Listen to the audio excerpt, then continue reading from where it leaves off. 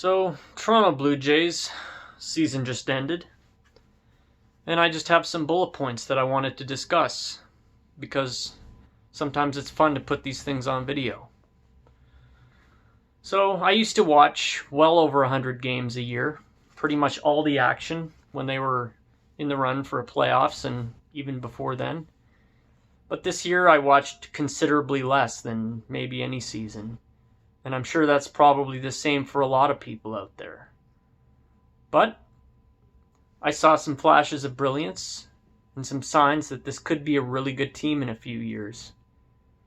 We got, the big three, Vlad, Bo, and Biggio. That's 33% of your hitting lineup right there. I hope that they can build around that in the future because they're going to have to do that if they want to create an offensive juggernaut. And that's what you're going to need if you want to compete against the likes of Boston and New York. It's a tough division.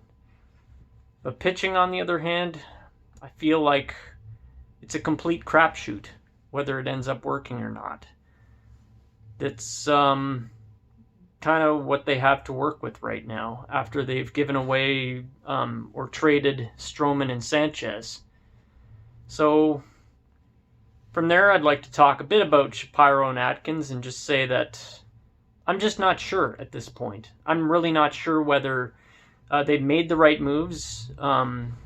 It feels like maybe they didn't get enough return, but maybe they will. I just don't know yet whether it's worth having those guys around or if maybe in 3 years or so we'll just, they'll be sent packing and then the next guy will come in.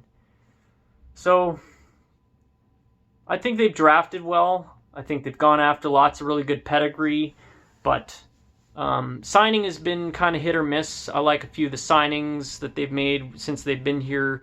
Justin Smoak was obviously a great signing. Jay Happ has been a good signing, until they, had their run with him to the playoffs. But other guys, just not so much. I just kind of want to stay with the ones that I like right now. But, as far as trading and signing, they seem to go after a few players who don't have the greatest on-base percentage. And if you look on their baseball reference, I just feel like there's a few guys on that list a few too many guys who just kind of hover or below the 300 mark for on-base percentage. And if you want to compete in this division, the AL East, you're going to need to do a lot better than that.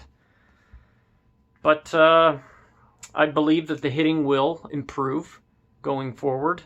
I want to see a whole lot less no-hit bids. There were a lot of games where they were just going on and they couldn't get a hit. The very first game of the season, I believe, against Detroit. And I don't think they got a hit till like the 7th inning. And there were a lot of games like that where they just struggled to get a hit, And as much as it sucks to see your team get no hit, at least they didn't lose 100 games. So I'm happy they didn't lose 100 games this year. But pitching, if they want to compete in a few years, pitching is going to need a lot of surprises. And by surprises, I mean the kind of guys who maybe in spring training, you give them an inch and they take a mile, They just start running with it and they just start mowing guys down and everybody's turning heads being like, where did this player come from? He's pretty good, So I don't know who those players are. There's a lot of guys who could become that, I hope. And I hope they have acquired enough to have those things that can blossom.